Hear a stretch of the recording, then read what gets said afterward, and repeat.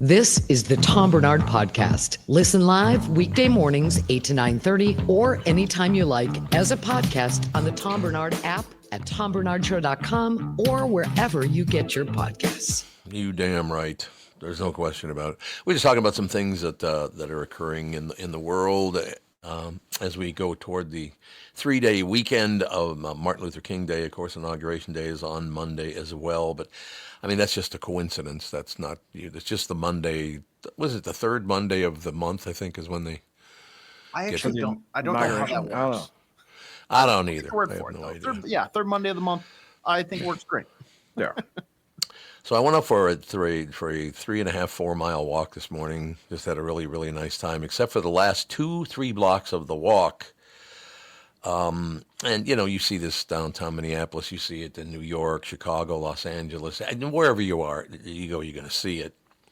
There was a guy on the corner who was so high, screaming at people, that I literally... Well, the first one came up to me and asked me if I would do it, and then a couple, as I had to walk the same 3 blocks 3 different times because I had to escort women down the street because this guy was acting like such a psychopath. When you say high, I'm sure you mean that he was just like on top of like a car or something. Like he. No. Right? I think that brain was really rotted, man. He was just like screaming at the top of his lungs, and I'm like. And he looked like he was maybe 30, maybe.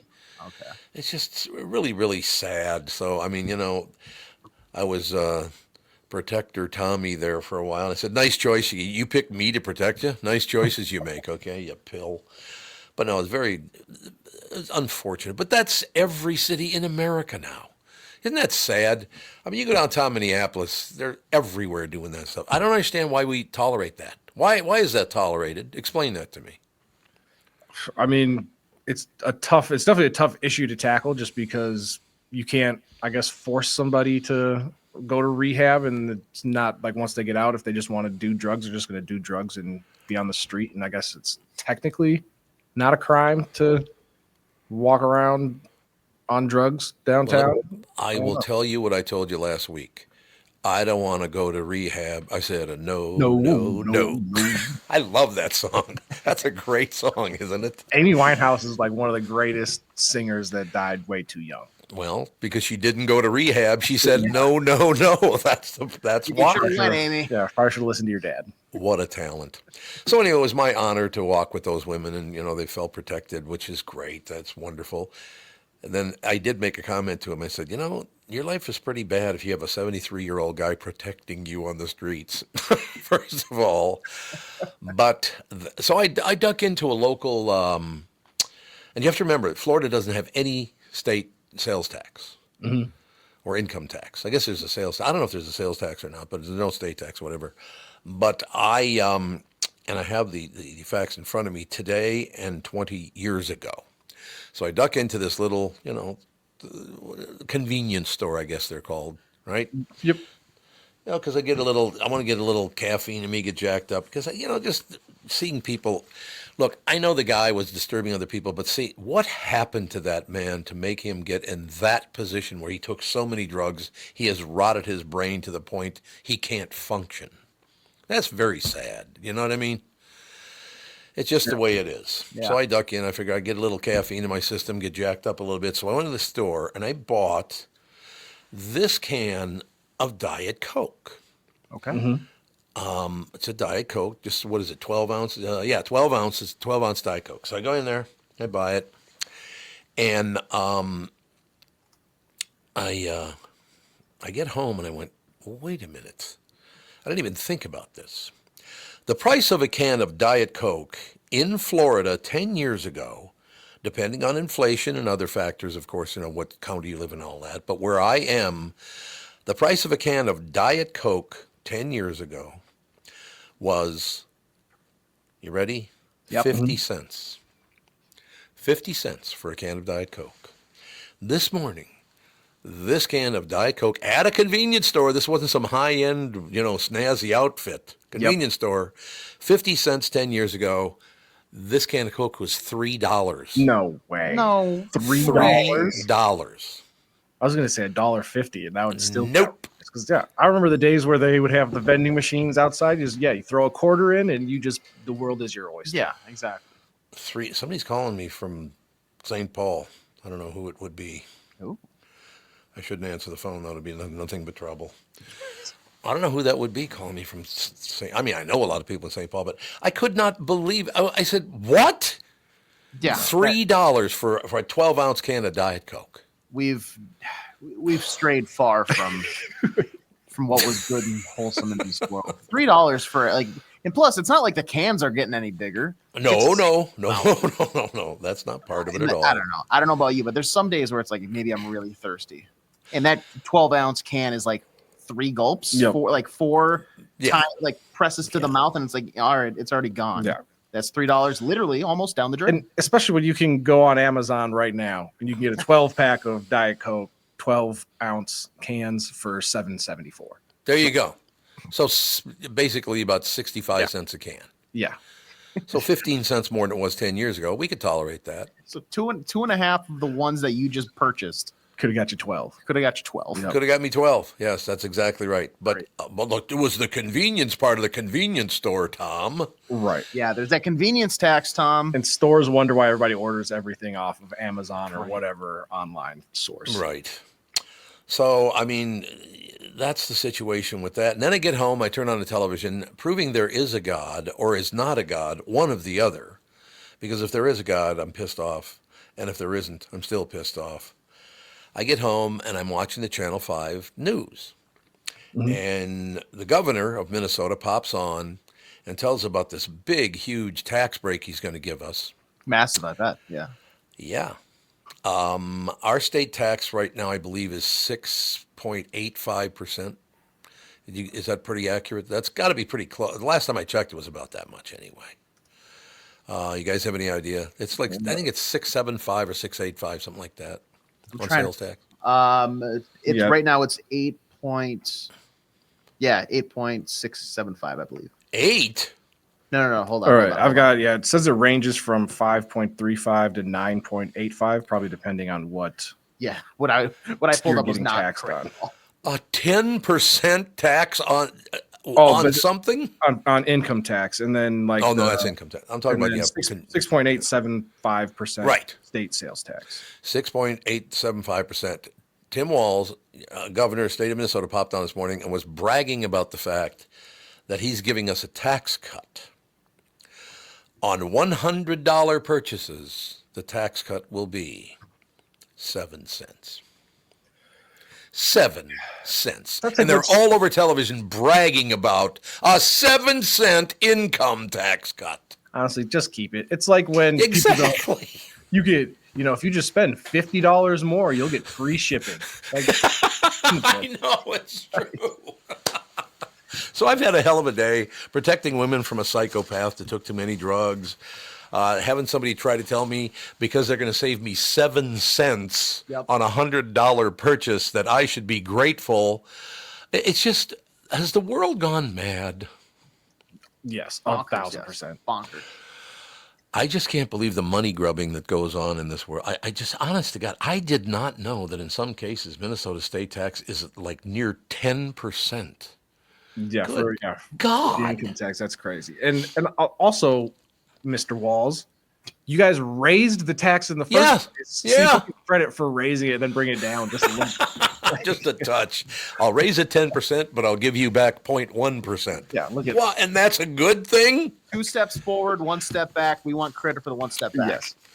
Okay, now I got to, we're always on a numbers thing. I got to do this because I just, I was on X last night talking to people, have a good time and all the rest of it. And I asked the question, should I get back into radio? I mean, do you think that's a good idea? All the rest of it. And I got about, I think so far it's like 50,000 people responded to it. I haven't really checked out to see if I should or not, but I just saw, and I thought, geez, that's a pretty big number, 50,000 people responding. Liz Collins, right? The reporter? Yep. I think so, yeah. She has 200,000 followers. Like, oh, never mind. I guess it wasn't that big a deal. Yeah, there's always somebody out there to humble you. If you get 100 downloads, somebody has 200. If you get 1 million, then you pull up like Joe Rogan, and he's like, "Well, I did that 24 hours ago. Right. Like, there's always somebody to. Yes, that's exactly it. But I thought, that's so. Liz, thank you so much for. Cause I think she sent me a text or something, whatever it was, and I went, "Oh, that's interesting." So I just, I checked on that whole situation. Yeah, I checked. She's got 200,000 followers. That's pretty good. Yeah. And then I checked a couple other people, like Hollywood people. You're talking millions of followers, millions of them. Yeah, because then they get to the point where they're just a page where people just go like, and now they're following them rather than like. Oh, it's that easy, huh? Yeah, a typical friend request. So it's not even real, actually. Yeah, no, I like Mel Gibson or whoever is sitting at their computer on Facebook, like friend. Right. Yes. That makes sense. I just hopped on there, I don't know, about a month ago or something. I don't know, whatever. Facebook's kind of fading away, isn't it? I think you guys are the ones that told me that at first a couple of weeks ago. Yeah, so Facebook, I mean, I think it's hung on a lot longer than anybody would have anticipated, just because in the past it's been, whatever's hot, new, and trending, like MySpace, and then people move on to the next. But what happened, I think, is the older kind of generation got on it, and so then like the kids started to leave it to find something new. But I mean, as far as like keeping in touch with people from your past and things like that, it is still a quality, I guess, social media site. Now people love to rant and get fights on there, so I don't think it's going away anytime soon. Oh, X, they love to fight on X. Oh, They will. They love to be negative and fight on X. It's like, calm down, relax. But it made me look at myself and go, I want to be a lot more positive on here. This negativity is getting to be too much. Hold on just one second. I got to swallow $1 here. Okay. And there it was, buck. like around 80 cents or so. Jesus, I still cannot believe $3 for a can of Diet Coke. That's wild. Somebody really needs to get a hold of me. I don't know why this is. Hold on, I just want to make sure it's not an emergency. Should we go to break here? Yeah, let's go to break. Yeah. We'll be right back. Oh, it's a live spot, so we can just go ahead. He's got stuff to read, so. Hold on. Just kidding. All right, AJ. What's to do with you? Have you watched anything great on television recently? No, not on television. Or movies or anything like that, Netflix? No, you know what I have been looking forward to? I guess I'm trying. Here's what I'll say. You and I are both video game guys, right? Yep. They're making more and more adaptations I've seen from like video games, like movies and TV like shows. Last of Us season 2 is coming out shortly. Yes, and I know that one was good, and I hopefully like that's the trend. Like Fallout was really good too. Is Tom? I think is back with us. Yes, I am back with you. By the way, there was somebody hitting me up for money. They saw you with that Diet Coke, that $3 Coke. I'm afraid if you're going to spend $3 on a Coke, send me some money, bitch. Like, oh, okay, sorry. Honestly, I pick up the phone and somebody, we just talked about this, and I pick up the phone and somebody asking me for money. It's like, oh my God. Yeah, it's not even 9 o'clock yet. Like scammers, sleep in a little bit. Could you just sleep in a little bit? That would be really, really nice. I don't know. What are we going to do with life? I don't know. I got a text the other day from somebody that was like, I don't want to, we haven't talked in forever. We got to stay in contact. I was like, who are you? Like you sub, like you can invest with me. And who are you? I don't even know who you are. Oh God. Oh, sorry. 651. That's a like a St. Paul area code, isn't it? Yeah. Yeah. Oh, because the other one was 561, and that's the Palm Beach one, I think. But I got another one from 651. I wonder if they want money too. Oh. You know who this says the caller is? Who's that? Scam like the United States. Oh, it didn't say like the whole country. Yeah. The whole country. The whole country's trying to get a hold of me. All right, we better. What did we have to do again? Oh, we just got to hit that break. That's it. We got to hit the break. That's everything good. Yeah, and then we'll come back with Mr. Mack. I like it, ladies and gentlemen. A message listening to the Tom Barnard Show. I have an announcement for you. I need just 5 of you listening to do me a favor. And yourselves a favor, too, by the way. I need to take advantage of a free offer. Seriously, it is free. I need you to call Josh Arnold, 952-925-5608. Tell him Tom sent you. Josh will meet with you for free and give you advice on investing, handling, and making money. He'll answer any and all of your questions about retirement, your 401k, IRA, or retirement savings, and it is free. I said free. What do you have to lose? I'm talking to you. You hear me? Be one of my 5 listeners. Pick up your phone now and call 952-925-5608 and ask for Josh, Mr. Money Talk. He'll give you straight talk, not sugar-coated advice about your investments for free. Josh is really good at this. So call Josh now, 952-925-5608, but you got to tell him Tom sent you. Then call me afterward and thank me for the free service. What do you think of that action? Investment services offered by Josh Arnold, Investment Consultant, LLC, Security Investment Advisor. Past performance is no guarantee of future results. All investments involve risk. All comments and opinions are Josh Arnold's and do not constitute investment advice. I am a paid endorser. The past several years have been the craziest in the history of the car business. The pandemic, supply chain, and chip issues, all causing extreme inventory shortages that led to, well, predatory pricing. Some dealers charge thousands of dollars over MSRP. We never played that game. I'm Jim Paul of Valley Buick GMC. We knew that would leave a bad taste in a customer's mouth. More importantly, from an integrity standpoint, it was just wrong. So what about the current market? You know, inventory and pricing. Valley has their best inventory in years. Really all the Buick and GMC models. Even the previously hard-to-find Yukons, HD pickups, and Hummer EVs. Plenty of deep discounts. Many with factory rebates and low-interest financing. Then it's a good time to buy? It's a great time. We're welcoming our previous customers back, as well as anyone else that felt the treatment just didn't feel right the last time somewhere else. Valley Buick GMC in Apple Valley and Hastings or valleycardealers.com. Car buying without the bad aftertaste. Let's take a second to talk about my bank. That'd be North American Bank Company. Matter of fact, I have to call Bilski later on today because I'm going to buy some things in the state of Minnesota, and I'm going to save, I think, 14 cents, and I want to make sure it's such a huge savings that I transfer it right over to Bilski's bank, that 14 cents that I'll save. In any case, let's take a second to talk about my bank. That'd be North American Banking Company. You've heard me talking about them for a long time now. When they opened in 1998, they made a promise to deliver a better banking experience for their customers, where you know your banker, they know you. While a lot has changed since 1998, this commitment to being a true community bank in the Twin Cities has not. So if you're looking for a better banking experience, why not bank with my friends at North American Banking Company? Go to nabanco.com or stop by any one of their 6 Twin Cities locations. Make sure you say hi to Bilski for me. Member FDIC, equal housing lender. This is the Tom Barnard Podcast. Yes, it is, ladies and gentlemen. Phil Mackey joined us right now. I love the fact that some days your name is put up as Phil and some days it's put up as Mackey. Oh, I don't know why that happens. I feel like I haven't touched it in the 2 years we've been doing this. I don't know, maybe it just changes on a whim.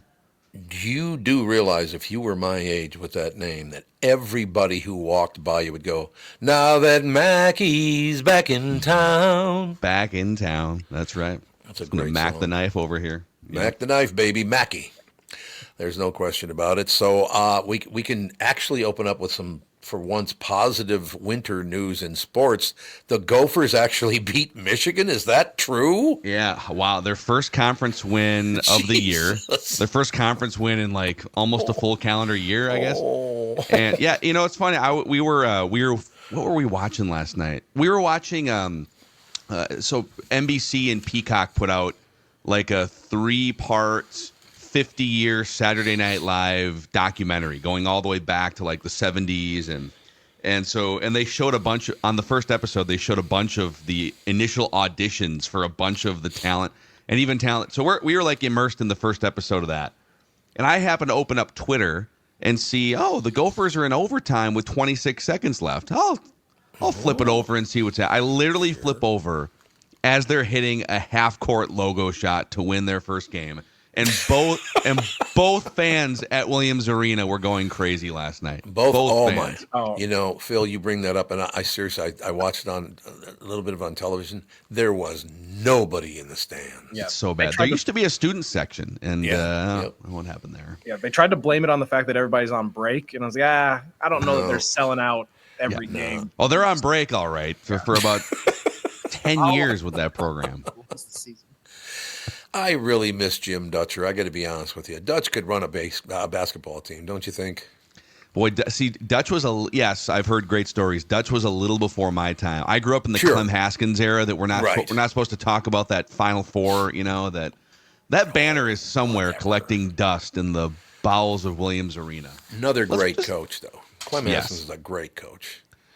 What would happen Jude's if we knocking just on hung, the door. Let's just hang the banner back up. Oh, That was like the what was it, like the academic scandal or something? People were taking tests for people, Like but like which name of college that hasn't been doing that? well, yeah, they were getting papers written for going them. down in the basement, dusting off an old box, opening it up, and hanging that banner again. Like, what are they gonna do? Make the NCAA come rip it out of our cold dead hands. Yeah. You know what I love most about that is like, whoa, they were the only ones who cheated. Yeah, right. Okay. Yeah. It's kind of amazing how 25 years later. So what happened was you had papers being written for the athletes, right? And it's like, oh, that is boy, we might have to give this program the death sentence, but we'll start by taking away all of your wins and banners and stuff. And then like 12 years later, we evolved to the point where Louisville had a prostitution ring underground for their basketball team. Right. So yeah. So I think we could. It's 25 years. What? Almost 30 years have passed. Just put the banner back up. No one's gonna care. Yeah, I just thought it was a heartbreaker. But actually had a good run of coaches there for a while, football and basketball at the University of Minnesota. You know, like Glenn Mason and I are still really, really good friends, and I used to love going to the games and all the rest of it. But you talked about Jim Dutcher and Clem Haskins, what are a couple of the other names? Really good guys, actually. Did you ever get to know Richard Pitino, Rick Pitino's son, Richard, when he was here? A little bit, not really well, but I knew him a little bit.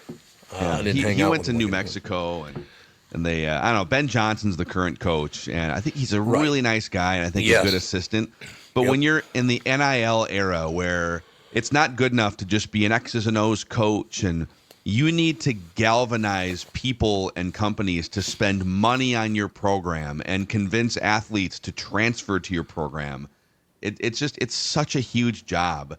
And I know they won last night, but it's just a shame that the program is where it is the last few years. Yeah. Do you think that people, because there's a couple schools now, they're going like the kind of professional route where you have a general manager that kind of manages the NIL fund and then the head coach. Do you think that Minnesota is going to go that route as well? I mean, they should. That's it. Because when you're managing money and eventually there's going to be contracts probably, that's such a bigger job than just coaching. By the way, Andrew Luck, the former quarterback, is now doing that for the Stanford football program.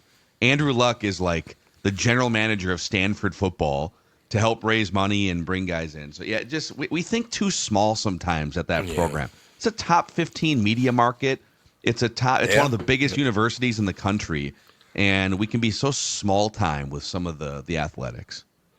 All right, I got to ask all three of you. Do you have a favorite playing basketball personally moment in your life? Because I do. Yes. When I was in 8th grade, wearing a T-shirt under my jersey, Pudgy Phil Mackey banked in a three-pointer from the wing to, I don't know if it was like to win a game or it was like a big shot, and that was the last moment of glory of my basketball career, 8th grade. You know? That's good, though. AJ, Tevin?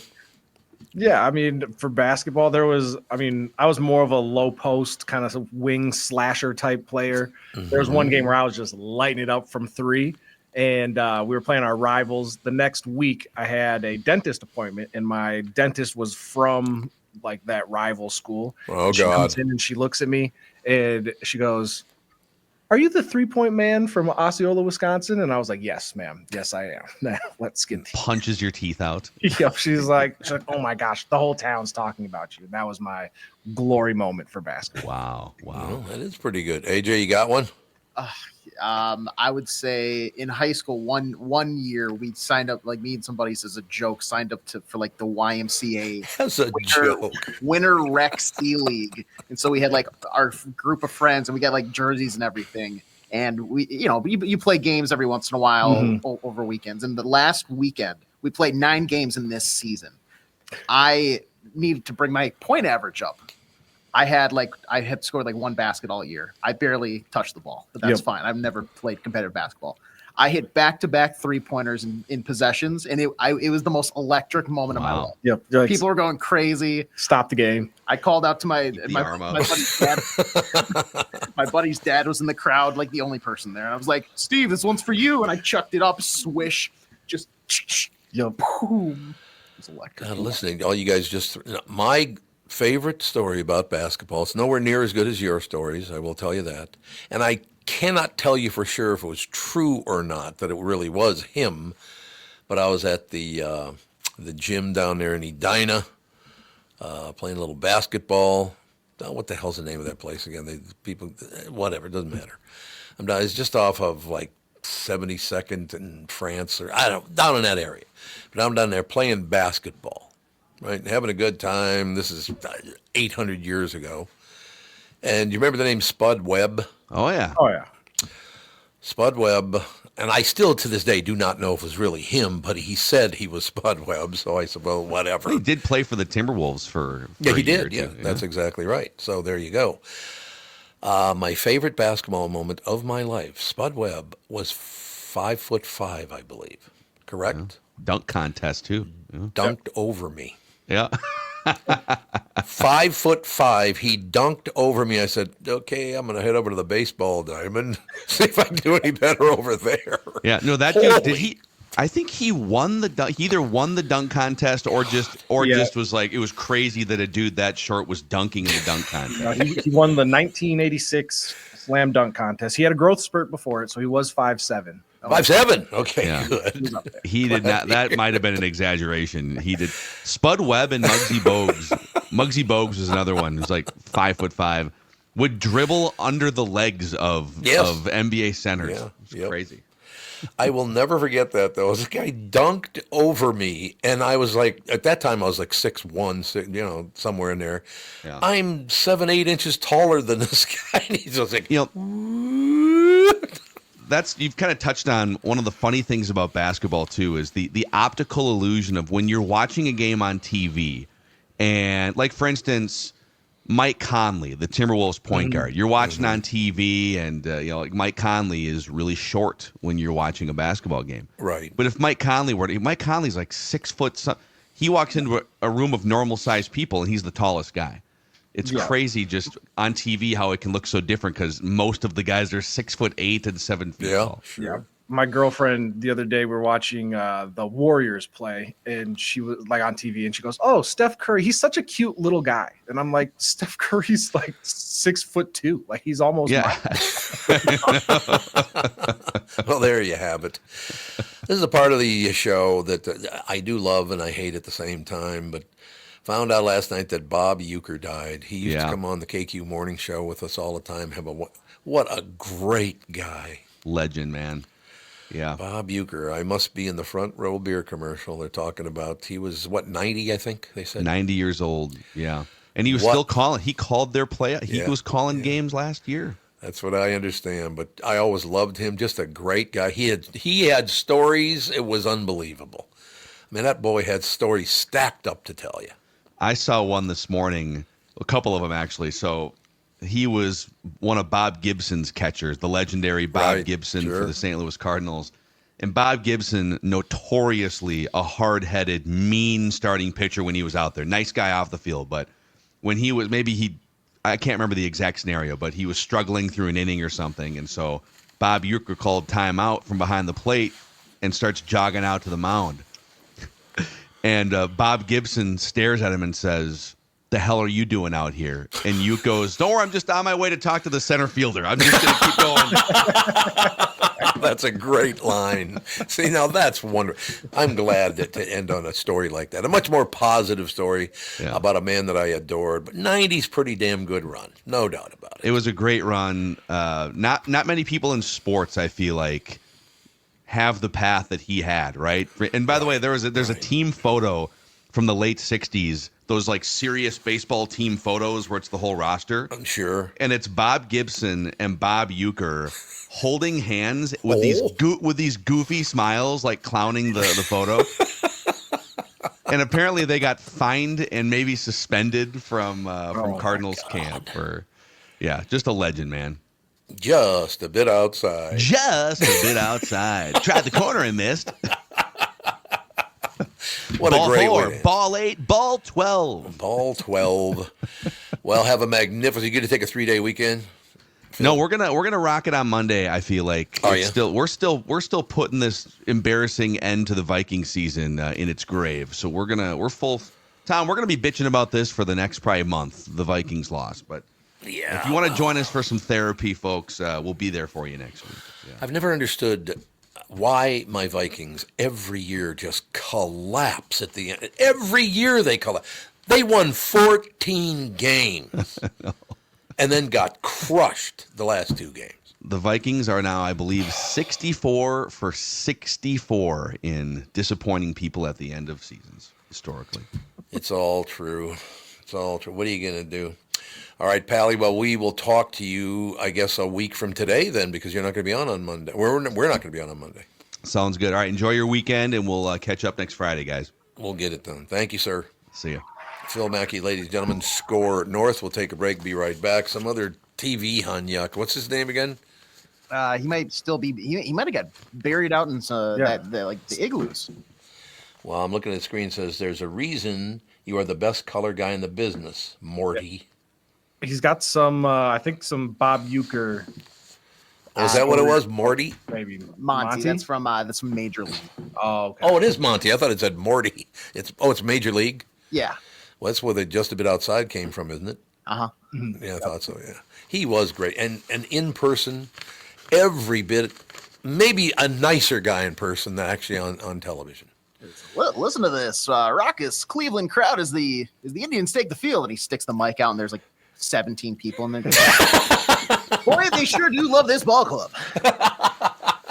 See, now that's funny. I'm sorry, but it is. Bob, we miss you. We love you, pal. You were the best. What a great guest. He was just having him on. You just sit back.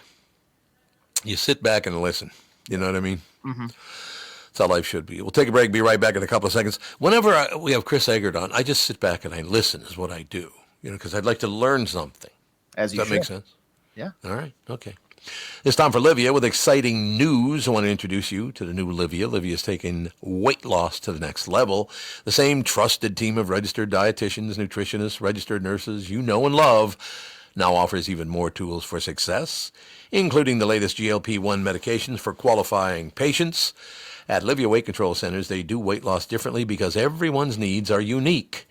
Their you-centric approach means a personalized, comprehensive nutrition and lifestyle plan created just for you. As I told you, I hopped on the program several months ago, lost 80 pounds.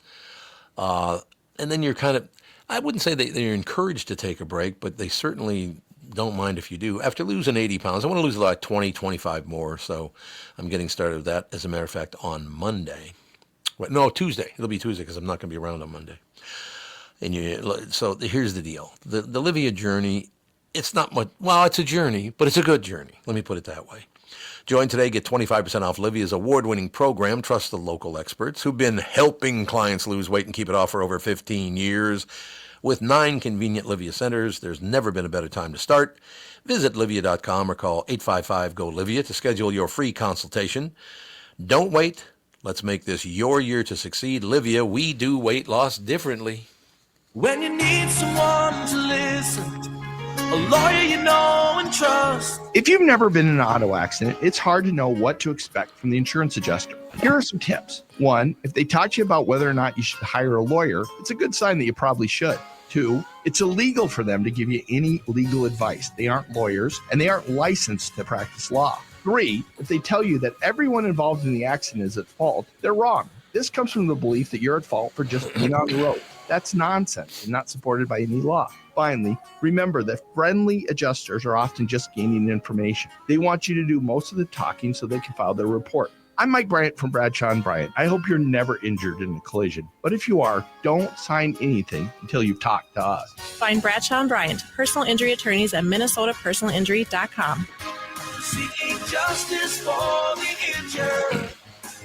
Bradshaw & Bryant. This past year has been one of the hardest in MyPillow's history. It's because of you that they're making it through. Mike Lindell and his employees want to thank you for your continued support by extending their wholesale prices on classic MyPillows. Get standard classic MyPillows now for only $14.98. I can't believe I'm even saying that. Only $14.98, but it gets even better. Upgrade to a queen-size MyPillow for just $18.98. King size only $1 more. Get My Body Pillows for $29.98 and multi-use My Pillows for only $9.98. So go to mypillow.com, use promo code Tom, or call 800-516-5146. Use promo code Tom to take advantage of these wholesale prices, including the standard size MyPillow, originally $49.98, now only $14.98. Queens $18.98 and Kings only $1 more. Not only that, orders $75 or more, ship absolutely free. You're listening to the Tom Barnard Podcast. Channel 5's Chris Egert is brought to you by Mr. Money Talk Josh Arnold. Call Josh today for your free 48-minute evaluation at 952-925-5608. Chris Egert. What's happening, gents? Nothing. I want to hold this up again, run it by you, see if you were listening earlier. Okay, you ready? Yep. How much did I pay for this morning? You see that Diet Coke right there, 12-ouncer. How much did I pay for it? If you bought it at a store, you probably paid about $2 for it. $3 for a can of Coke. 10 years ago, it was 50 cents. Yeah, I know. I remember plugging the quarters into it when I was a lad. Yep. Well, I guess Absolutely. I wasn't a lad that long ago, but A lad. I was a lad. how many years ago? I think it's more like 30 years ago. It was 50 cents, probably even 40. No, I looked it up. 10 years ago, it was 50 cents in Florida, and I just bought that this morning for $3. 6 times more money. That's why you got to go to Publix and pick up the big 24-pack of it. You got that right. Get yourself That's one of those exactly right. subs while you're there, too, from Publix, because that that's- is delightful. Their chicken wings are the best I've ever had.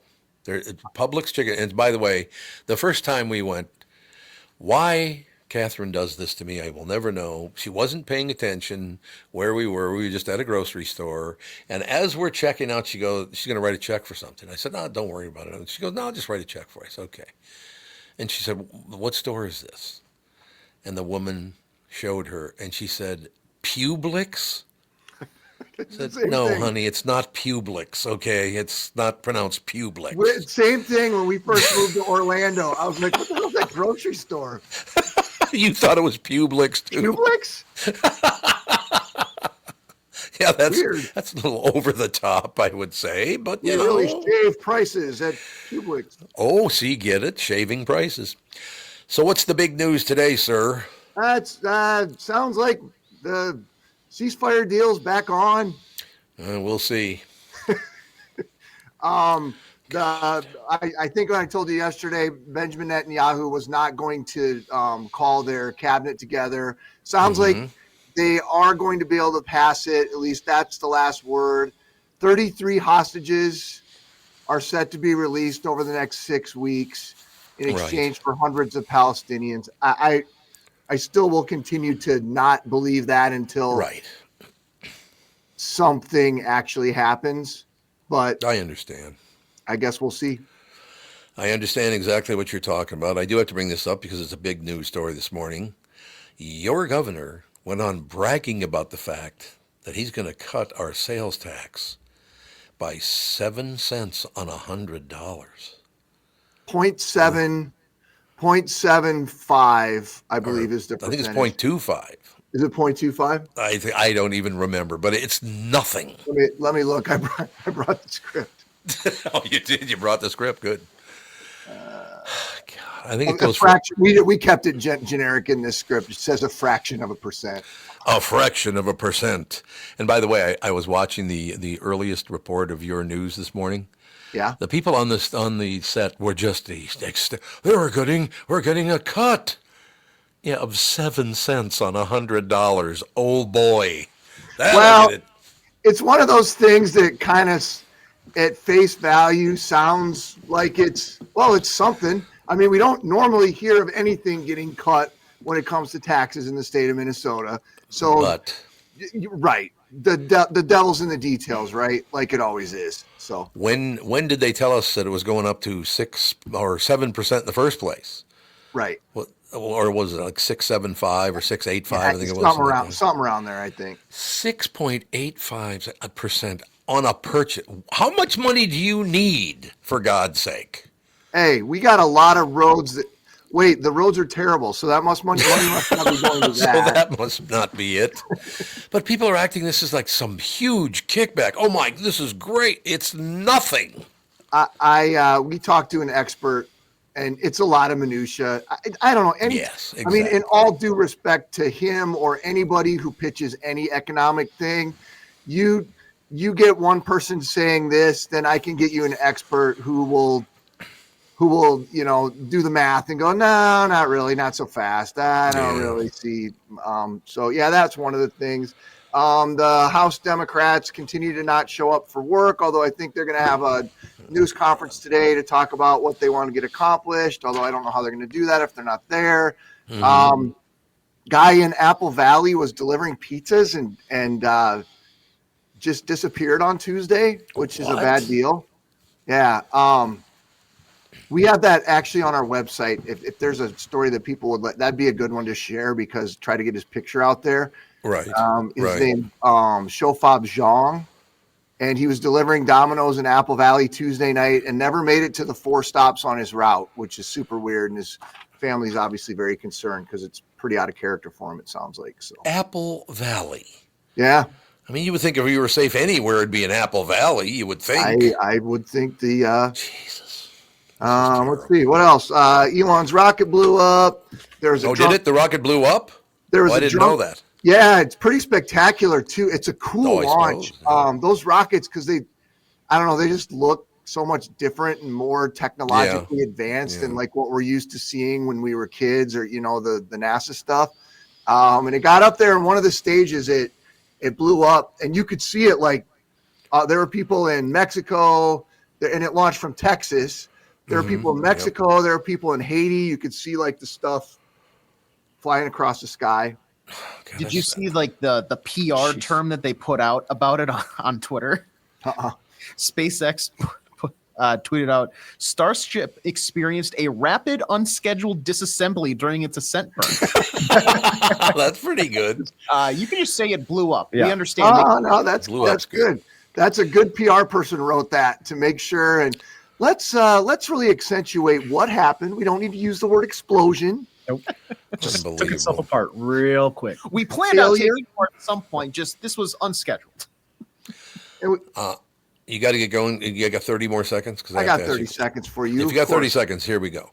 I went out for a walk this morning and really enjoyed my walk. I had to protect some women from a psychopath who was screaming at the top of his lungs. But other than that, things went well, except for Florida. Because that never happens in downtown Minneapolis at all. That's a fair point. That's a fair point. Exactly. But in any case, I'm walking along, and I want to run this by all three of you. We have got to do something about electric bikes.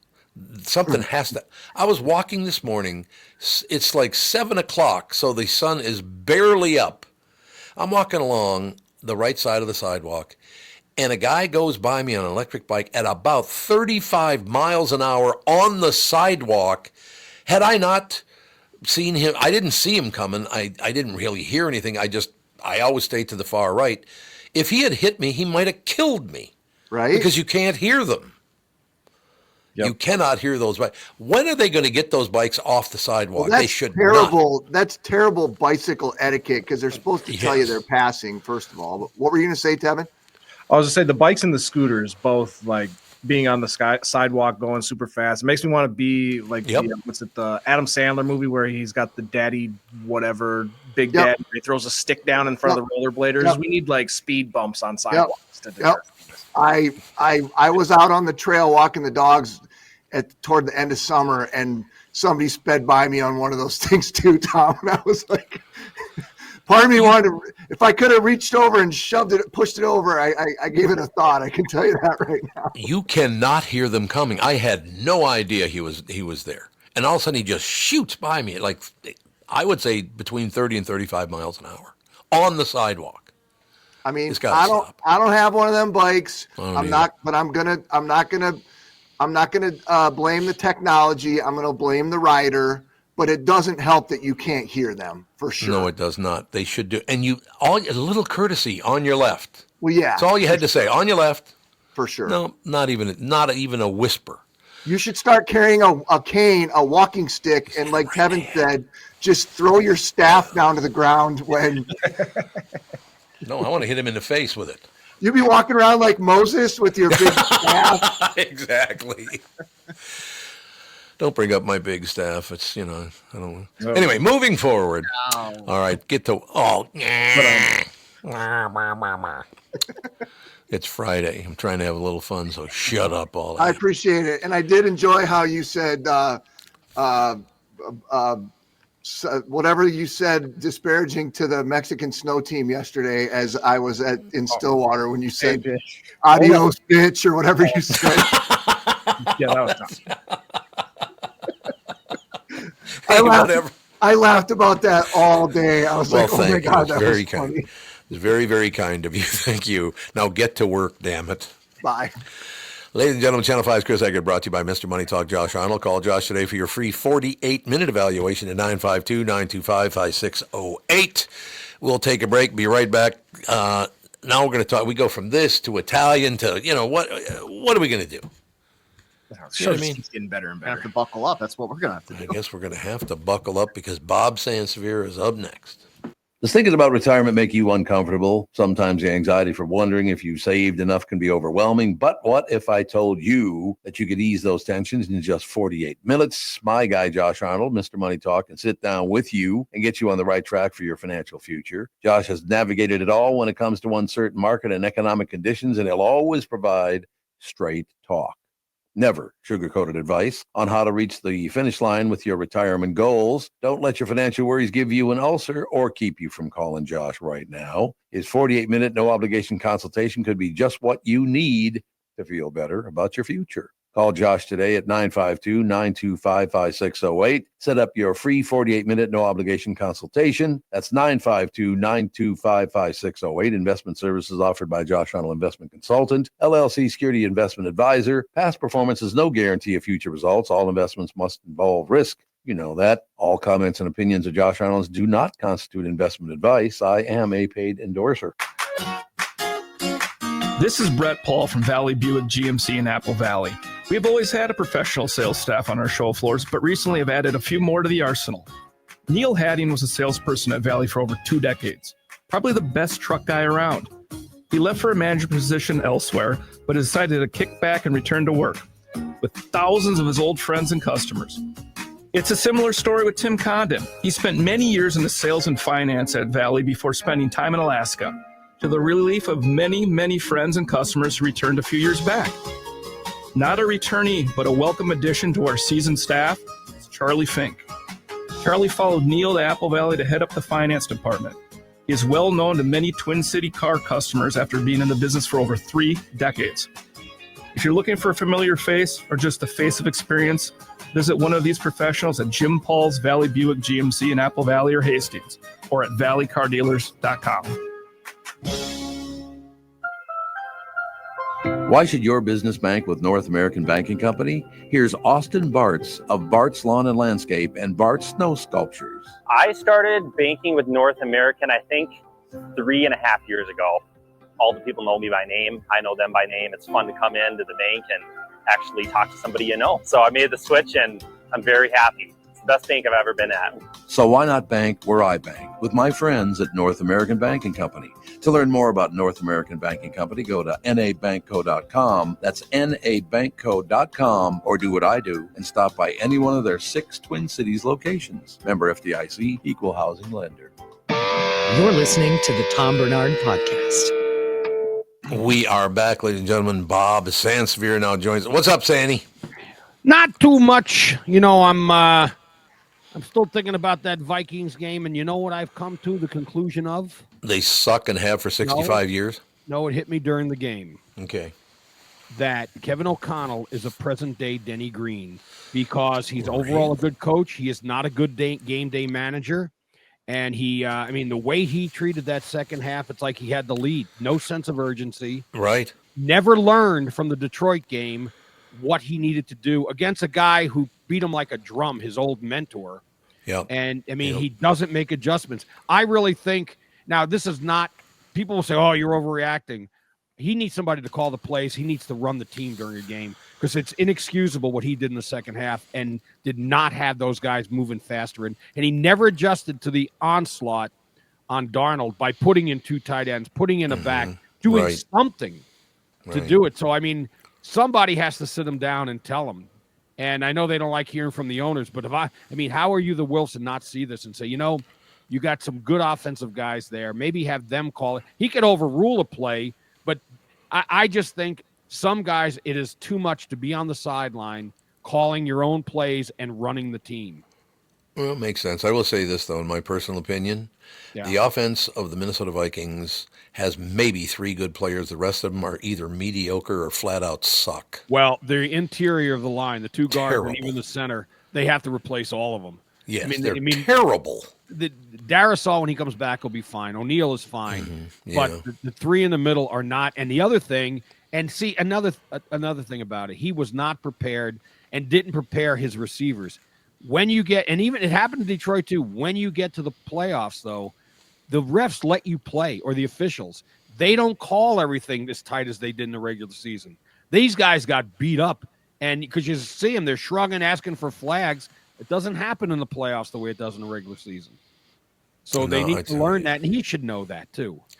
Well, they got a couple of good, tight end.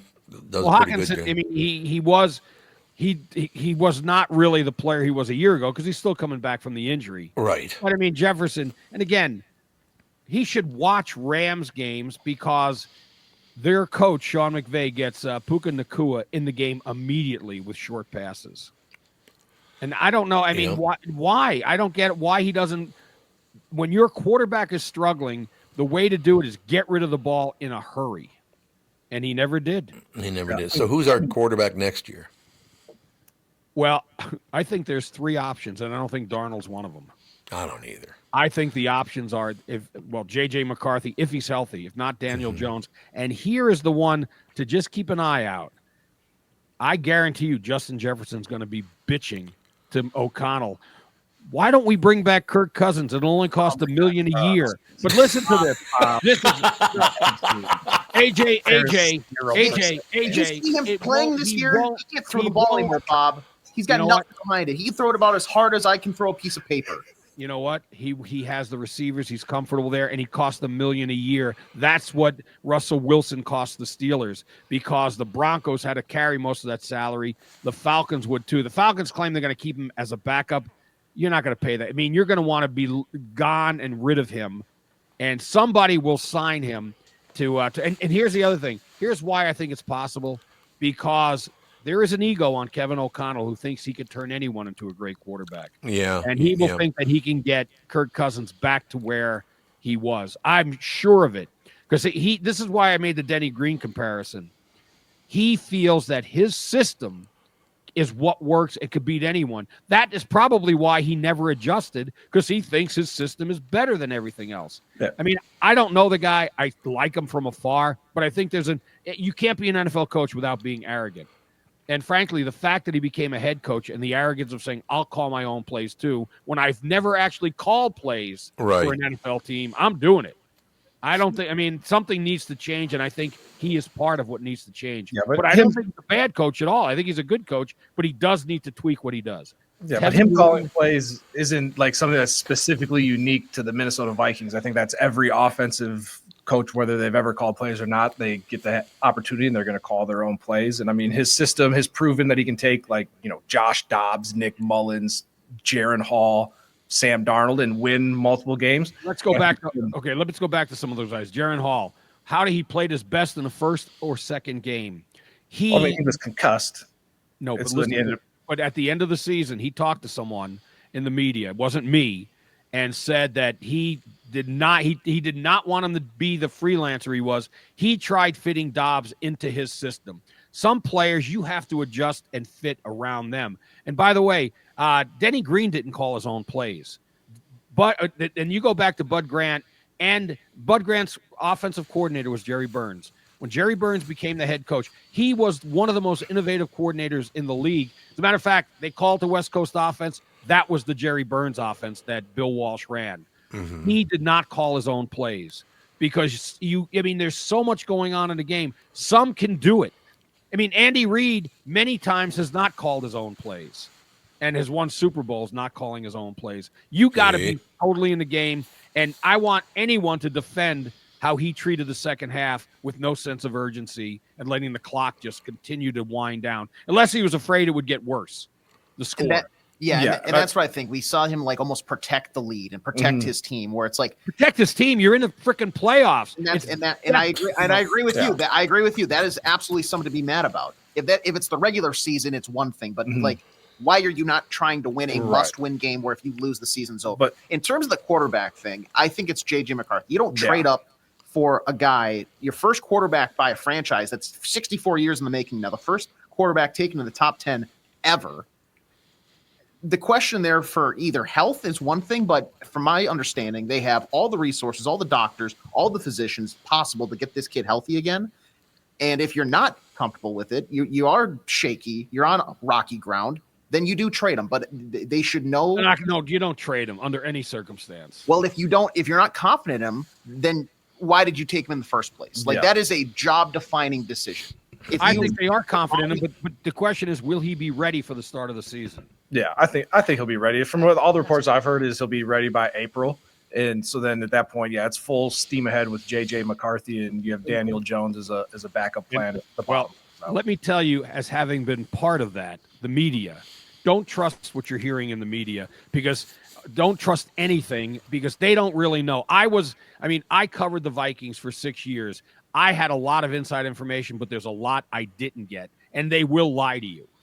The team will lie to you to try. They're not going to tell you, oh, he's not going to be ready. They're always going to say, yeah, he'll be ready, until he's not. Until that day comes and he's not ready, then they tell you, well, he had a little setback, or it's not what we thought. And also, I hear all these people, the Vikings, they were only supposed to win 6. According to who? The media and even Vegas. Vegas is not infallible. So I don't buy any of it. They'd won 14 games. They lost 4 to 2 teams, and the 2 teams that beat them were 2 teams that were the coach got out-coached, and they were better teams. I mean, there were some good wins in there, certainly. It's not like they beat the Houston game. That was a good win for them. I mean, they didn't have Joe Mixon at the time, but still a good win. Their biggest problem is they got beat up by Detroit in 2 games, and the next game, who did they play the next week in both games? The Rams, who also beat them. Those Lions will take a lot out of you. I think I said the other day, teams that played the Lions, the overall record the next week for those teams, 6-10, because they beat the snot out of teams and they don't recover right away. So I mean, I'm not saying there's people saying maybe they should trade KOC and make Brian Flores the B-Flow. I love when they shorten these things. The B-Flow. Make him the head coach. No, Kevin O'Connell can be your coach, but he's still young and he's still learning. He's not. Let me ask all of you this. To me, the 2 best game day coaches are Andy Reid and Sean McVay. And after that, if you have a tier, there's a drop off after that. Hey, who am I missing that you would put with those 2? And I would say one thing that goes with both of those quarterbacks or both of those coaches is they have veteran quarterbacks who have proven themselves, whereas KOC is trotting out Sam Darnold. So it almost is like he's a little bit handicapped, but he still needs to manage the game better, yes. But I think that having Sam Darnold, who everybody gave up on, and being able to get to 14 wins says a lot more than the losing to 2 teams. Let me ask all of you this as well. And because I've not been there all year, I was thinking, because I thought they gave him time. He held the ball way too long, but I gave him the benefit of the doubt and said, well, he's doing his progressions. He's looking the first, second, third receiver, checking everything. After in Detroit, seeing a wide open Jordan Addison and I think he's locking into a guy and not doing the progressions the way we give him credit for. So there's got to be an explanation for how you miss some of the guys that were so wide open in both those games, unless you're not doing progressions. I don't know. I think it's Bob Snelker's fault. It's Bob Snelker's fault. That's it. Let's have the movie guy tell us whose fault it is. It's Bob Snelker's. Let me ask you a quick, Bob. Was Daniel Jones activated for the game? He was, because in order to get the compensatory pick, he had to be active. Okay. Could they have just lit a fire under Darnold's ass and thrown him in there, benched Darnold? Yeah, but could they have done that? Would that have been a disaster? Well, we don't know. The NFL, though, I've said this for years. If your quarterback's not going well, tell them we're going to pull you. You'll start next week. But it's like with pitch. I mean, think about in old baseball. I mean, for decades, going through until the 80s, maybe in the 70s, it started to change. There were no relievers. These guys threw the whole game. But now it's not embarrassing to be replaced by a reliever. I think the NFL needs to get that point. If your quarterback is off, yank him out and let him know when the season starts, hey, you're my guy, but if you're struggling, I'm going to look to one of the other guys to see if they can light a fire. You may go back in the game later, but sometimes you need to just sit there and watch, and you may see something that makes it easier to go back out there after a series or two. Because you got to admit, some of these guys, they could come off battered and they're limping, and they may need more than 3 and out to get back on the field. But NFL coaches, they're stuck in the same mentality that it's been like since the beginning with quarterbacks. They haven't evolved to realize maybe sometimes you need to make a move. Anyway, that's my diatribe for today. Father Bob. Yeah. Damn it. Yeah, well, I have to say that I missed the whole game. That's how little confidence I had going in. When you're talking about Tim, you went to sleep early. Well, I worked is what I did. Right. I mean, it's like, what's the point? It's wasting time sitting there hoping they're going to come back. That call, the flick, at least grounding, right? With what's his face? Matthew Stafford. To Puka Nacua. Yeah. I mean, it was a flick. I think that his hand was, I don't know. It was clear what he was trying to do. It wasn't a fumble, but he should have been called for grounding. Man, that was a momentum changer for us. That's for sure. Okay. Getting that touchdown taken away. For people that are watching, if you look where my little square is and where Tevin's is, Puka Nacua was not that much farther away than we are where the ball landed. He really was close to it. Yeah, and I saw an interview he did on ESPN where he was kind of explaining what happened on that play, and he was not supposed to be in that position, but because as he was running, he bumped into like 3 of the Rams' offensive linemen and got slowed down. So he just happened to be standing there. He was supposed to be like way off on the other side of the field. Good thing. Well, smart quarterbacking by Stafford then. Yeah. And I could have seen that go either way. But on the replay, you did see that it was not a fumble, that he was trying to get it out. I've never seen. I guess the only guy I've ever seen pull that off is Patrick Mahomes, who actually would complete it. Well, like I've been saying all season, Lions and Chiefs. It'd be great if there's Lions and Bills, but Lions and Chiefs. Well, I like the Chiefs. I'm not so sure about the Lions. I actually would not be surprised if the championship game in the NFC is back in Arizona with the Rams hosting the Redskins. Ooh, so both those teams could shock the teams they're playing. Those are 2 teams that are really on a roll. Mm-hmm. So we'll have to just wait and see. I'm looking forward to this. Well, actually, I'm looking forward to all 3 days with the championship game Monday night. And by the way, Tom, have you talked to Mike Bryan about what he's about to do if Notre Dame wins? He will have a perfect bracket, which is amazing because he did not pick any of the top 4 teams. He's picked it exactly the way it's happened with each team. And if Notre Dame wins, he has a perfect bracket. That's impressive considering, you had to pick against all the top teams to get where you are with that bracket.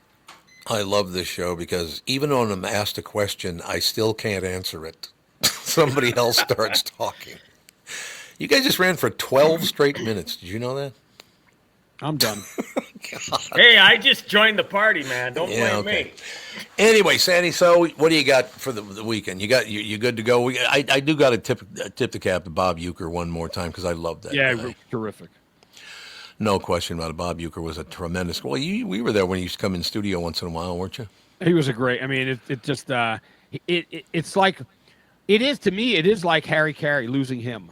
Yeah, I agree. Absolutely. All right, Sandy, have a magnificent weekend, and we will talk to you next week. We're not on Monday because it's Martin Luther King Day, but we will be back on Tuesday. Well, I'll be back on Friday, a week from today. On Friday, exactly. So I look forward to it. And by the way, to everyone, if I may give a tip from Steve Wukowski from Sabre, check your furnace filter because your furnace is going to run overtime this weekend with the -degree weather. Yeah. So I just changed mine a few minutes ago, just in anticipation, because you don't want to lose your heat this weekend. Yeah, no question about it. All right, Pally, we'll talk to you in a week. All right, bye. All right, we'll take a break. Be right back. Timmy Lammer's up next. This past year has been one of the hardest in MyPillow's history. It's because of you. They're making it through. Mike Lindell and his employees want to thank you for your continued support by extending their wholesale prices on classic MyPillows. Get standard classic MyPillows now for only $14.98. Yes, I said $14.98. I cannot believe I'm even saying that. Only $14.98, but it gets even better. Upgrade to a queen size MyPillow for just $18.98. King size only $1 more. Get my body pillows for $29.98 and multi-use MyPillows for only $9.98. So go to mypillow.com and use promo code TOM or call 800-516-5146. Use promo code TOM to take advantage of these wholesale prices, including the standard size MyPillow, originally $49.98. Now is only $14.98. Queens at $18.98 and Kings only $1 more.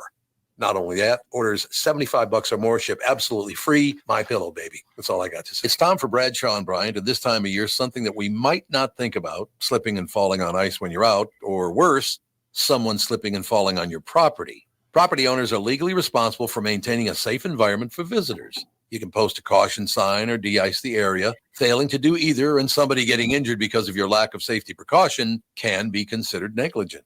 If someone does slip and fall and suffers an injury, they have a certain amount of time to file a claim, or you lose your right to collect any damages for your injury. If this happens to you, contact an experienced attorney right away. It's free to meet to go over your case. Contact Mike Bryant or Bradshaw and Bryant at MinnesotaPersonalInjury.com. I hope this never happens to you, but if it does, Mike Bryant is the one I recommend to all my friends and listeners.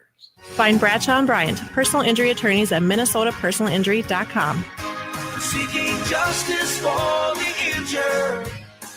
Bradshaw and Bryant. This is the Tom Barnard Podcast. Listen live weekday mornings 8 to 9:30 or anytime you like as a podcast on the Tom Barnard app at TomBarnardShow.com or wherever you get your podcasts. Ladies and gentlemen, Tim Lammer is brought to you by Bradshaw and Bryant, personal injury lawyers seeking justice for the injured. Contact Bradshaw and Bryant at MinnesotaPersonalInjury.com. That is MinnesotaPersonalInjury.com. Timmy, how are you? Good, good. I've had a good time transitioning from the Vikings to movies because, again, I kind of just knew going in it wasn't going to work out. Well, Tim, I'll be very honest with you. They may have lost me this year. 65 straight years of not winning is it's enough. I don't know if I can ever watch them again. Well, I think what's going on here is sort of a pattern. I mean, people would say, "Oh, they're not going to do good this year." Well, right. First of all, they had a weaker schedule because they sucked the year before that. Right. You know what I'm saying? So it's kind of like false. I don't know. I shouldn't say that. I mean, but. I don't know. Now next year they may be getting their asses kicked again because they're going to have a tougher schedule. Mm-hmm. Who knows? Didn't they finish last year? Not this season, but I thought they did. Yeah, I don't know. It could be because I just fade out early. Like I went to bed at halftime during the last game because I knew they weren't going to. There's no way they're going to win that game. So I'm not staying up for another hour and a half to watch this crap. They were terrible. I'm not going to try to be a prognosticator here or anything like that. I mean, I'm just an armchair quarterback. It's kind of like, well, were they really as great as, would they have been as great if they'd taken on the same opponents the year before? Yeah. I don't know. It's kind of like you're searching for answers, right? You're just searching for answers and you're not finding them. Anyway, always a respite to go into the theater. Sure. To see a movie like Wolfman. Right there. See that? Wolfman? That's a short film box. They had these things called Castle Films when I was little. Sure. And you played them on 8mm projectors, and you get about 10 minutes of the movie. So, I mean, I loved, obviously, the monster movies growing up. As you can tell in my background, I love that. I was excited about this movie for good reason because Universal Pictures, which released all of those monster movies back in the day, released Wolfman. Wolfman's one of the coolest looking movie monsters of all time. You think about Lon Chaney Jr. Yep. I mean, it's just classic stuff. Mm-hmm. And then when they remade it in 2010, which a lot of people didn't like, and I thought it was terrific. Oh, wait a second. I got a Wolfman right here. Oh, look at that. Ooh. Geek. Geeks. Benicio del Toro. If you haven't seen it, it's a good picture. Anthony Hopkins is in it as well.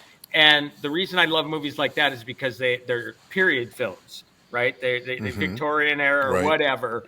And when you set them in modern day, I mean, oh, there's a vampire coming after me. I'll just dial 911 on my cell phone. You know, I mean, come on, let's bring it back to basic times where when your ass was in trouble, your ass was in trouble. Right. Here their asses are in trouble because it's a couple. Christopher Abbott is the name of the lead actor. Julia Garner from Ozark. Terrific. I love her. She is married to Chris Abbott's character, and then they have a young daughter. His father had a remote place in Oregon, deep in the woods, and he went missing, presumed dead. So the family goes to this remote place in the woods in Oregon to pack up stuff and whatever. Well, out there, no cell phone service. So when you have a lycanthrope roaming the woods, legend has it there's a werewolf roaming the woods, you're in trouble. The father is attacked. He slowly starts to transform into the Wolfman, putting the wife and daughter in peril. It's a pretty basic setup. But when you get a guy like Lee Whannell, who directed this picture, he also directed the reboot of The Invisible Man in 2020. I don't know if you've seen that. It's a really good movie. It's updated, and it has modern sensibilities, and it makes sense for what it is. The woman from, what's that show with John Hamm? Mad Men. What the heck is her name? Actress. Yep. She's in it. She's the star of it. But it's a really good film. Oh, it just goes to Moss, right? Elizabeth Moss, right. Yeah, I mean, you don't have to have, look, I love Tom Cruise, but you don't have to have Tom Cruise in The Mummy to make it a great movie. And that was a big budget disaster, as it turns out. You know, you can get decent actors like Christopher Abbott or Julia Garner in there, and they kick ass. So the acting is terrific. The atmosphere is there, not nearly as atmospheric as like Nosferatu, which I think is my number one pick. Top movie of 2024. I just love the film. So you get that sort of thing. The place it goes wrong is the Wolfman. The look of the Wolfman is embarrassing. Really? Yeah. I mean, and that's why I brought up Lon Chaney Jr., and that's why I brought up Benicio del Toro. Rick Baker did the makeup for that second Wolfman. And, of course, Rick Baker did the American Werewolf in London makeup. And that was transformative. I mean, that was like that was the first film to win an Oscar for Best Makeup at the Academy Awards. So you had a skillful guy doing the makeup there. Here, oddly enough, you're a Wolfman, right? You should grow hair, right? Well, this guy starts yanking his hair out. So it's a bald Wolfman who has like a dog face. The receding hairline Wolfman. And receding, yeah. And he's not that old of a guy. He's a full head of hair guy. And then you've got the fangs and all that sort of stuff. And then from there, it's like, okay, so the shirt gets ripped off naturally. And it's like scraggly body hair, It's like, this is the Wolfman, really? It's a dog face. It's a man wolf. It's a balding, dog-faced man wolf. So it's still good. It's a good movie. But when you're a fan of that, and the reason we love those movies as kids is because these monsters are cool looking, I don't think there are going to be any little kids that are going to be wanting an action figure of Christopher Abbott's Wolfman. It's just ugly. It just, come on, man. It was such of a disappointment. But, as a movie experience, it was a good movie. I mean, again, you get what you want. It's a short film, a little over an hour and a half or so. And it fits the bill. It's a January horror movie. What more can you expect? You can't expect a lot from new movies in January. You get movies like The Brutalist and all these awards films expanding. But, when it comes to new films in January, generally you just get a bunch of garbage. But I have to say, I think that this one is pretty damn good. Well, I'm glad to hear that. Something to go do that. Because we were just talking about this last night. Catherine and I were just talking about it. We watched an episode of Landman followed by Lioness, both on Paramount. Paramount has just killed it. God, they're doing a great job. Oh, yeah. Oh yeah, and Mayor, I said this before, but Mayor of Kingstown 4 is coming back. Oh, phenomenal show. But after watching television like that, going to the movies is hard because movies are not very good anymore. No, I mean, especially this time of year. Again, you're getting the holdover. You're getting the holdovers from 2024, the awards ones that would get absolutely killed in theaters. I mean, you put out The Brutalist in December, it's a 3.5-hour movie. I mean, so it builds word of mouth because some reason, and again, I've seen the film. Thank God I had a screener at home. Right. It's really nice. This year they have an app for the Critics' Choice Awards, so they have all the movies that are being up for consideration there. And thank God, because I needed to pause it a couple times for the old bathroom break for the 3.5-hour Brutalist. But generally, you don't get those movies in theaters wide right away because it's the highfalutin that say, "Oh, this is the best" or whatever. Yeah, it's a good movie, but I don't know. Is it the best picture? Probably will be, but whatever. Give me The Wolfman any day. I understand that's the kind of movies I love. But there is one coming out next week, and I'll be reviewing it. Is Flight Risk with Mark Wahlberg and Michelle Dockery and Topher Grace, directed by Mel Gibson. Oh, Mel. He doesn't have any place to live right now, does he? Didn't his house burn down? I think he'll find. I'm sure he'll find shelter. Yeah, probably. Probably, yes. But say what you will about Mel and his checkered past. Very checkered, to say the least. The guy is a hell of a filmmaker. That's good. See, well, give us something to do. Yeah, well, the last film that he did was Hacksaw Ridge. So it's been 9 years since he's done it. Really? Yeah. Jesus. I didn't know it was that long. And, all right, Pally. Yeah. I was going to say, if you didn't see that Joe Rogan interview with him, it's really, really interesting. And he talks about what he has planned for the resurrection of the Christ, which will be his next film. That's his deal? Yes, sir. All right, Timmy, I appreciate it. We will talk to you next week. All right, guys, have a great weekend. Thanks a lot. Tim Lammer is brought to you by Bradshaw & Bryant, personal injury lawyers seeking justice for the injured. Contact Bradshaw & Bryant at minnesotapersonalinjury.com. Kristen Burt is up next. Why should your business bank with North American Banking Company? Here's Austin Bartz of Bartz Lawn and Landscape and Bartz Snow Sculptures. I started banking with North American, I think, 3.5 years ago. All the people know me by name. I know them by name. It's fun to come into the bank and actually talk to somebody you know. So I made the switch and I'm very happy. It's the best bank I've ever been at. So why not bank where I bank? With my friends at North American Banking Company. To learn more about North American Banking Company, go to nabankco.com. That's nabankco.com, or do what I do and stop by any one of their 6 Twin Cities locations. Member FDIC, equal housing lender. The past several years have been the craziest in the history of the car business. The pandemic, supply chain and chip issues, all causing extreme inventory shortages that led to, well, predatory pricing. Some dealers charge thousands of dollars over MSRP. We never played that game. I'm Jim Paul of Valley Buick GMC. We knew that would leave a bad taste in a customer's mouth. More importantly, from an integrity standpoint, it was just wrong. So what about the current market? You know, inventory and pricing. Valley has their best inventory in years. Really all the Buick and GMC models. Even the previously hard-to-find Yukons, HD pickups, and Hummer EVs. Plenty of deep discounts. Many with factory rebates and low-interest financing. Then it's a good time to buy? It's a great time. We're welcoming our previous customers back, as well as anyone else that felt the treatment just didn't feel right the last time somewhere else. Valley Buick GMC in Apple Valley and Hastings, or valleycardealers.com. Car buying without the bad aftertaste. I hosted my show on the radio for 40 years. Now I host the Tom Barnard Podcast, and I'll tell you, I've never seen the passion and engagement from our audience as I do now. I know we also have businesses that listen to our podcast, and it got me thinking, wouldn't it be great to help those businesses grow by telling my listeners about them? So here's the deal. If you own or handle marketing for a business, would like to have my audience buy your product or service, visit TomBernardShow.com, keyword partner, and we'll put together an ad campaign to help your business. That's TomBernardShow.com, keyword partner, and thank you for listening. This is the Tom Barnard Podcast. Ladies and gentlemen, Kristen Burt Entertainment News brought to you by North American Banking Company. Go to nabankco.com to learn more. Member FDIC, equal housing lender.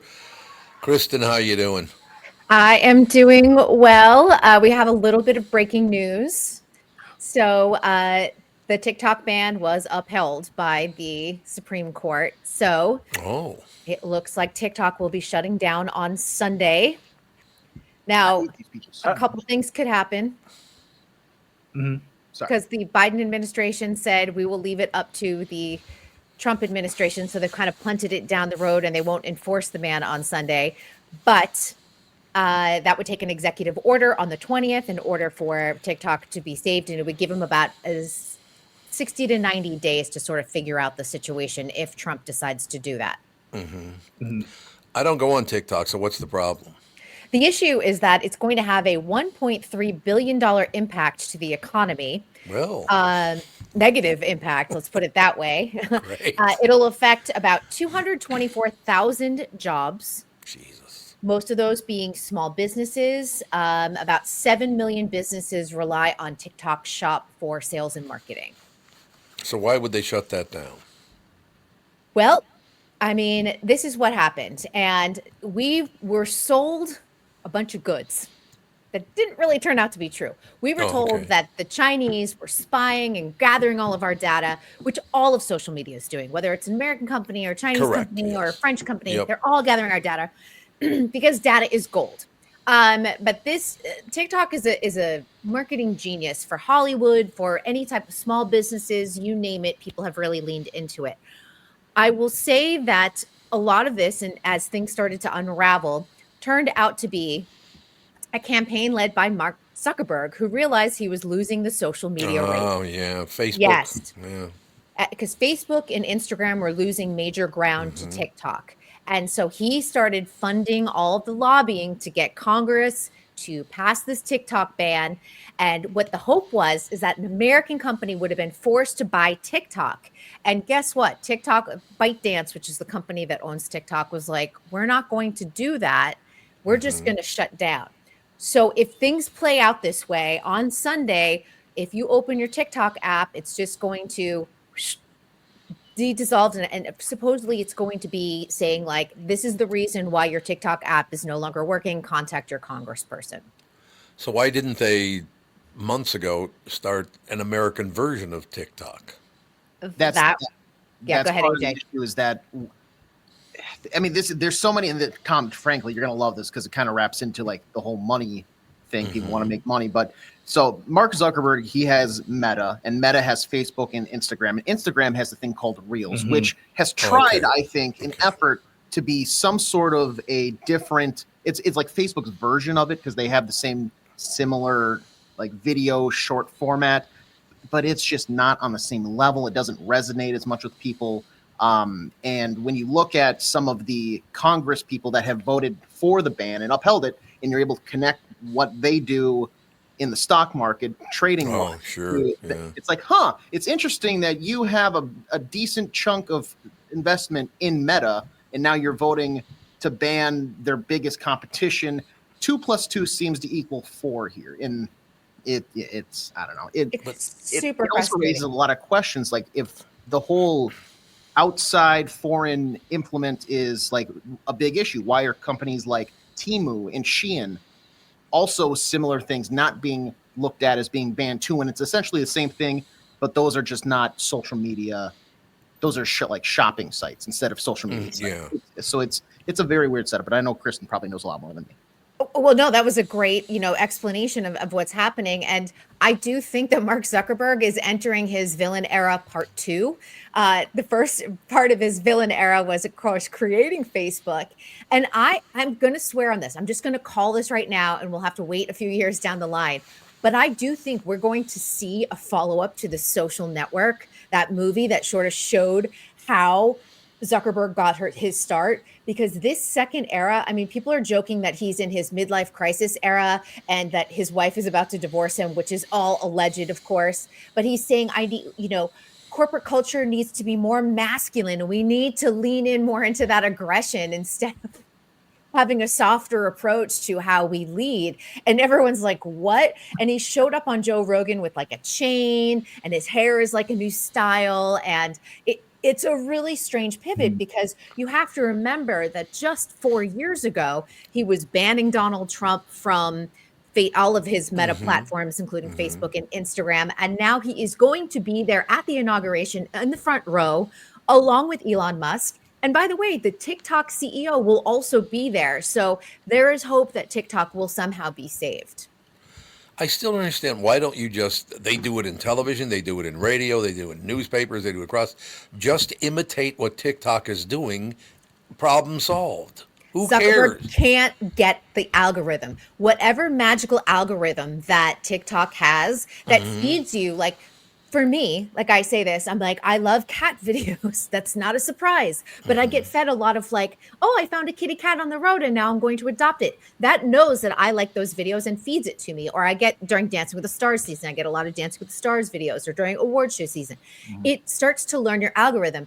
If I go onto my algorithm for Instagram, I get ad, someone I don't know as a suggested, maybe you should follow this person. Oh, one person I know. Then I get something that has nothing to do with what I like, and I'm always trying to hide it. And then maybe I'll get some content that I like. It constantly just feeds you whatever they want to give you, but why, instead of what I want to see. Why don't they stop doing that? I mean, that makes no sense to me. If you don't want to do it, why are you doing that? Why are they doing that to you? Yeah, that was my first thought, Tom, as well. Like, I don't get it. You're going to ban TikTok. Like, you can create like TikTok. The people that made it aren't the world's smartest people. Like, yes, they are very bright, but we can figure out a way to replicate what they're doing over there. Absolutely. I just do, if you're going to lose TikTok, do something like TikTok. You don't have to be exactly like TikTok, but kind of follow their lead, because the Chinese followed our lead in all of this in the first place. Correct. So and I don't get this at all. Site that is kind of up and coming, but they're still working on things. It's called Neptune, that will be similar to TikTok. That is an American-based company. Also, a lot of people have jumped over to the Chinese-based social media app, Red Note, which is available on the App Store. So it was that's the thing. If there are other apps available based out of China, but they just were concentrating on TikTok, or as AJ just said, talking about Chinese companies, fashion companies like Shein and Temu, you can tell that this was a targeted attack coming straight from Meta, coming straight from Mark Zuckerberg. And I cannot wait to see how this plays out. I cannot wait to see the documentaries that Netflix is going to do. Right. I am ready for the Social Network Part 2, because this is such a huge story. It really is. And even if you're not on TikTok, it plays into what the billionaires are doing right now and trying to control the financial aspect of the United States, the political aspect of the United States, and also the Hollywood aspect. Because you also have, and I heard Tim Lammers talking about Mel Gibson yesterday. Donald Trump announced on his Truth Social that he's going to announce these Hollywood ambassadors of Jon Voight, Mel Gibson, and Sylvester Stallone to bring Hollywood back and make it great again.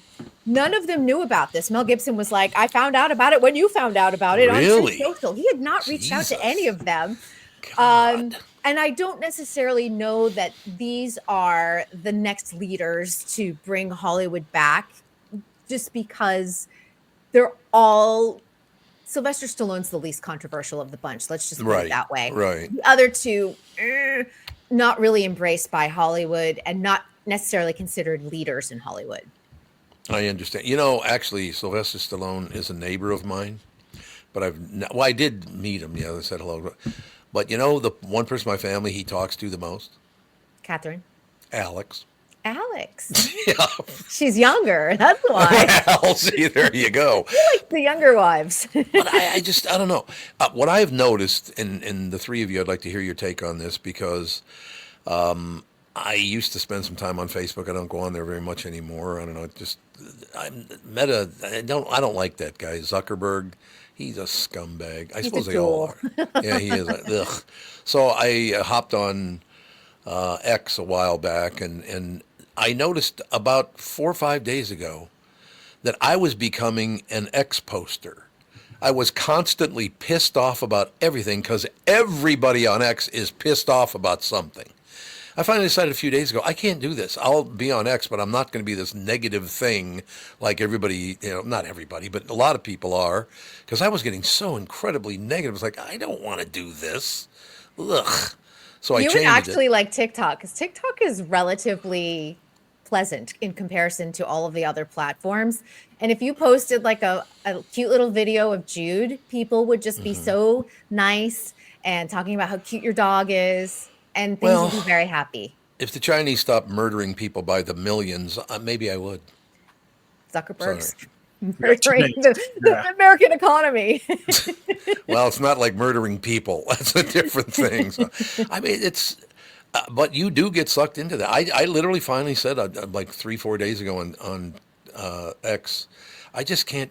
I can't keep being so negative about this. I fell for it. It was my fault. Don't get me wrong, but I'm just not doing it anymore. I'll post on there, but it's going to be mostly positive. You got to criticize some stuff, but gotta MF some people sometimes. Exactly. But Twitter's a bummer. Twitter was such a fun place to be for a long time. It was, yeah. It's not. Elon era is honestly, to me, it's a sinking ship. Not my kind of guy. Did you see the stuff that has been going on with him recently too, Kristen, or no? In terms of what? I'm like, there's always something going on. Yeah. In terms of him like breaking his own terms of service on Twitter and the whole, it's such a weird like scandal, because at the end of the day, it doesn't really matter, but just like it shows a lot about him, because nobody has like hard proof, but he's been like reporting himself as one of the top video game players on a couple different things, but then he like plays it on Twitch, and people who have hours and like who do that for a living are like, he doesn't know how to do like the most basic things ever, so he's lying about it. But then he leaked DMs between him and some other creator yesterday, and somebody's like, that is against your own terms of service, and then he removed that guy's verification that he is now feuding with. God. And so it's just like, what is going on here? I just hope at the end of the day, for the Social Network 2, the social networks, whatever they call it, they get Jesse Eisenberg back to play. Get Zuckerberg. Please do it. He can do it. Eisenberg on screen again. I'm so ready for it, and I hope someone is writing it as we speak, because it's going to be a great film, because there's so much drama behind it. And also, someone's got to be writing an Elon Musk movie, because that Elon Donald Trump feud is about to happen. It's going to blow up as soon as Donald Trump's in the White House. So there's going to be a feud between them? Oh yeah, their two egos cannot stay in the same. Well, good point. That's a good point.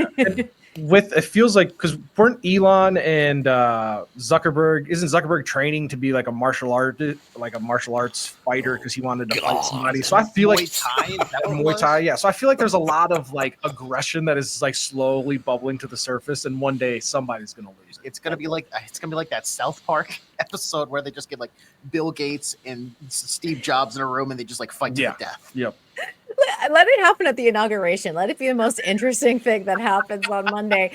I just don't. It's so strange, like just the weird pivots that have happened amongst the billionaires, because I think that they're all fighting for that number one. Like, I'm the top billionaire in the world, because everyone wants to be the richest. Yeah, they do, and they'll do anything to be the richest too. Yeah. Who was the guy? What movie was it where the guy had the great line? I know a lot of tough guys.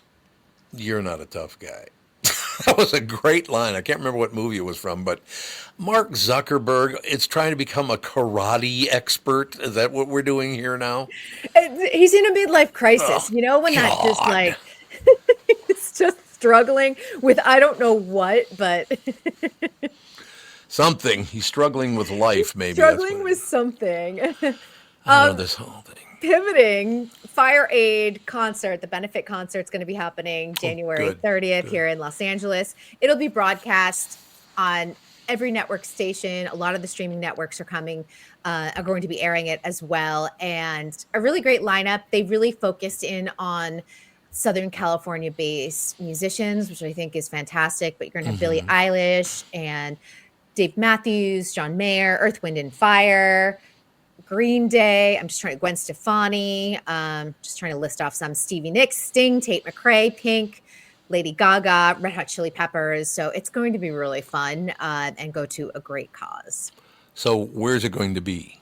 They're doing it. Originally, they were just going to do it at the Intuit Dome in Los Angeles, but because so many people wanted to participate, it's going to be at Intuit Dome and the Forum and the SoFi Stadium. Is any of that on fire? No, that's the good news. That whole area was protected. Those are all of the main Olympic venues as well. Yeah, so they were in a safe area, and it'll be indoors, so people will be okay, which is another good thing. So. Well, I know you only got a couple more minutes, but how is everything going with the fires? Good news is our high wind alerts are done. So that helps them combat the fires. And air quality is not great. Everyone kind of has to mask outside if you're going to be out for a significant time. I'm going to volunteer today from 3 to 6 over in the Pacific Palisades. So I'll be working with the YMCA, trying to help people out, get families back on their feet, even just with the essentials that they need. But I mean, this is obviously a long haul for anyone who lost their home. It is indeed. One thing I know you got to go, and well, we all got to go here. It's almost 22, but I just love these arguments that people are making for why the fires happened, who started. They were all started by men. White men started all the fires. It's like, why do you even bother with that stuff? See, we're not hearing that here. So I think that is a weird, it's either a social media situation of people arguing politically. I will say that, and there was a hilarious social media video that went out, and they're like, national news of it was all the libs or they deserted it, it all blah, blah, blah, blah. And then they're Los Angeles is here's my money, here's toilet paper, what do you need, come to my house, live with me. We've really just come together as a city and taking care of our own. And the one thing I love about Los Angeles, New York City is also very similar to this. And we saw that in 9/11. You are standing side by side with people who are members of your community, but it doesn't matter what your background is and where you're from and how much money you have. People really have collectively just said, this is my city. I love it. We're here to protect it, and we're here to take care of you. Well, see, I'm glad to hear that, because you watch the national news, and it doesn't matter where you watch it. It's like you're making stuff up to try to puff up the story so more people watch you. Oh, absolutely. That's the ticket to it. I mean, these people are suffering. These people are dying. What are you up to, 27 deaths now, something like that? Yeah, somewhere in that neighborhood, over 12,000 homes lost, and businesses. And I think that if you want to get a real feel for what's happening in Los Angeles, you can go to KCAL 9 or Fox 11 LA or any of those stations and really get a feel for what is happening here in Los Angeles. They stream on their websites live, and you'll get a feel for how we are handling this crisis, and that we're not arguing over politics. We don't have time for that. There's just no time for it. There's no time. It's fighting the fires for the first responders, and then collectively it's everyone just helping people get those resources, get help in terms of working with their insurance companies if they had insurance, and what those next steps are. I mean, yesterday I spent half of my day communicating with Snapfish because my friend lost all of her photos, and I'm like, how can we get her photo books back? Because a lot of these were from 2007. Do the photos exist? Do you guys have it in the archives? And they were able to get that solution for me within half a day. Just basic things like that. Because when you lose everything, those photos mean a lot. No question about it. So, I'm glad you're on top of the whole situation, because obviously the entire world, I hope, but certainly the United States is suffering watching all what you guys are going through. Yeah. It's just absolutely hideous. But that's why I guess I'll close with the fact I hate it when they try to. It's because people they started the fires on purpose. It's like, no, they didn't. Yeah, I mean, I'm sure that there was I know that they've caught one or two people fires were started, some yahoos trying to make things worse, but we're just it's tuned out, and there's a reason Los Angeles is the city of angels. And I'll give you the feedback of what I hear from when I volunteer today, just seeing what the atmosphere is like in the Palisades. Wonderful. Well, thank you very much. I tell you what, you came bouncing back big time, because man, you've moved on. A couple of days ago, about 3-4 days ago, I thought I'd have to come out there and wrap you up in a blanket, and No, But you fought I mean, back. we're still feeling it. We're definitely still feeling sure. it. The collective emotional trauma is real. But when you haven't slept for a week, that is also very tough. I got a good night. I went to sleep last night at like 8 p.m. I'm falling asleep super early. So I'm like, that I know is my body responding to emotional trauma. No question about it. Well, hang in there. You'll get there. You're doing a great job out, all of you. I mean, I admire the people of the city of Los Angeles and surrounding area because you fought back hard. I mean, the devastation is unbelievable. It is unbelievable. And LA Times did an incredible article about how they saved my neighborhood. Good. And the incredible firefighters in the air and what they did. And I was like, I read this article and I was like, holy cow, we were so lucky because we were this close from losing it all. All right. Well, after the show, just sit down and light up a Pall Mall. There's going to be no lighting up of anything. Nothing. No candles. I mean, like gas stove. I'm like, I'm like, Phil will walk out of the room after he goes to boil a pot of water, and I'm like, get back in there and watch your pot. I know There you're you not, go. watch pot never boils, but right now I'm like, I'm not taking any chances. Yeah, no fire. Earth, wind, and fire are just going to be earth and wind. Earth and wind. Earth, wind. Earth, No wind is wind. We enough. don't want wind. We only want sorry, earth. just Actually. earth. Just Earth. All right, Kristen, thank you very much. You're fighting hard, and I really admire you for that. That's great. Thanks. Have a great weekend, everyone. I'll see you Tuesday, right? Tuesday. Yeah, we'll see you on Tuesday. Okay. Thanks very much. Kristen Bird Entertainment News brought to you by North American Banking Company. Go to nabanco.com to learn more. Member FDIC, equal housing lender.